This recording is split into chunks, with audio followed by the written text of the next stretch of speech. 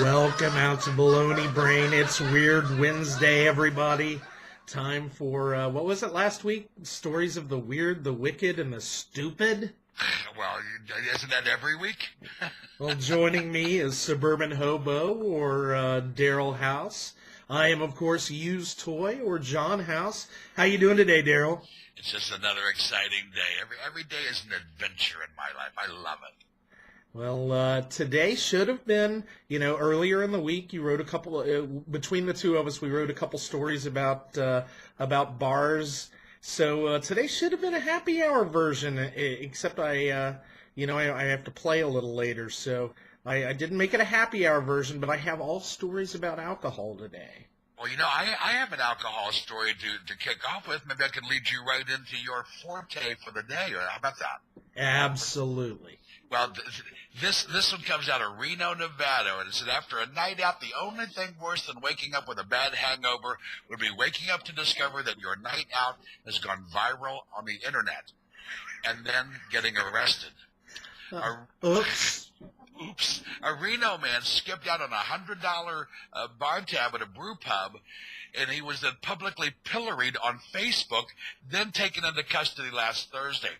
The bar posted on their Facebook account that, and this is a quote, "Bailing is pretty uncool." Pathetic, really. Get a life, man.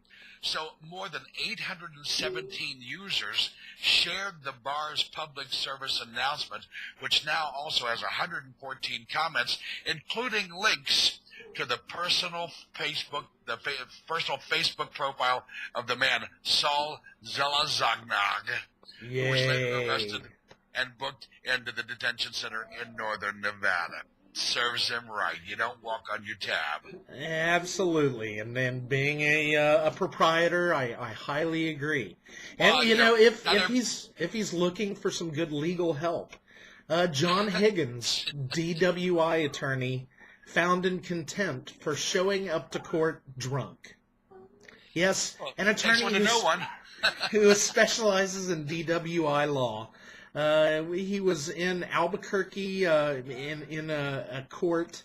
He wasn't actually supposed to be in that court, but apparently he kind of hung around. In fact, I guess he kind of fell around the courtroom until the judge ordered a bailiff to have his blood alcohol measured, where he apparently had a 0.11%. And the presumed level for intoxication is 0.08. So he was taken into custody and found in contempt for being drunk in court. Well, don't they have like a plus or minus for lawyers and politicians? Instead of a man walks into a bar, a man walks into court. I like it. Well, I really only have the one alcohol. I know you're going to come back to your central subject here, but my second story is the story. A Montreal mom taking her toddler home from the hospital on a bus late at night didn't have the required $3 in coins to put in the fare box. She only had a $5 bill, which the driver said he couldn't accept or break into change. Holding the crying child in her arms, she refused to get off the bus. A transit police car rolled up, and the cold-hearted cops pulled mother and child off the bus, slapped her with a $219 summons, and left them by the side of the road. Thank your lucky stars. Nothing like that could happen in the United States of America. This was Montreal. Could we just all go, oh? I'm like going, really? Really? All right. A man in Cleveland, Ohio, is behind bars after allegedly shooting his friend who attempted to keep him from driving drunk. That's a real friend. I guess the two got into an argument when one guy tried to take the other guy's keys. So, they got into a fight. He was going to drive, so he just shot the guy. Good thing they were friends, huh? Yeah. Who's going to drive you home now, pal? Well, actually, officers, they found the suspect, and found the weapon in the backyard, and so he's been arrested. But man, that seems a little. If somebody wants to get you another ride home, don't shoot him. I said, buy me a drink or I'll kill you. Probably had those powder burns. The cops say they do that little thing there, and they take the powder and convicted, kill him. Anyway.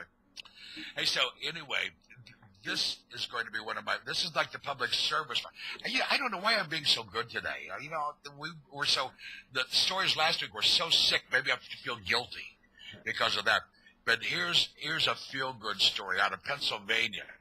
2 girls in Pennsylvania won a victory for student free speech after a federal appeals court ruled the Easton Area School District cannot ban the cancer awareness bracelets. These girls are wearing the ones that I love boobies with the heart. I heart. Yeah. Said I love boobies. So Brianna Hawk and Kayla Martinez, my little heroes for the day, wore the awareness bracelets from the Keep Abreast Foundation. It's like a play on words, like being a crony. I love that.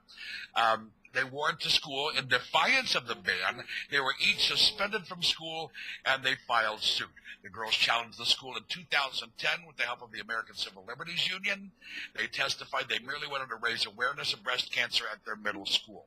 Now, district lawyer John Freund described the bracelets as cause-based marketing energized by sexual double entendre. Sounds like lawyers speak, doesn't it? It does. He said middle school is a witch's brew of hormones and curiosity, and said the bracelet's sexual undertone was meant to invite disruption. The school district appealed after the lower court ruled for the students. The Third U.S. Circuit Court of Appeals agreed with the lower court. In a split opinion, the court rejected the argument that the bracelets were lewd and disruptive. The court found breast cancer awareness among young people to be a relevant social issue and found the bracelets did not cause disruption at school.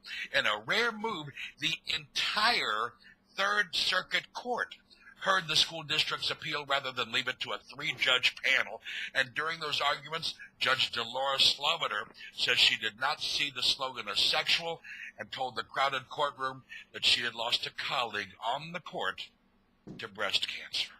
So I think we need to stand up for Baloney Brain and proudly say, we love boobies too. We do. We do indeed. We love little boobies, we do. We love little boobies, we do.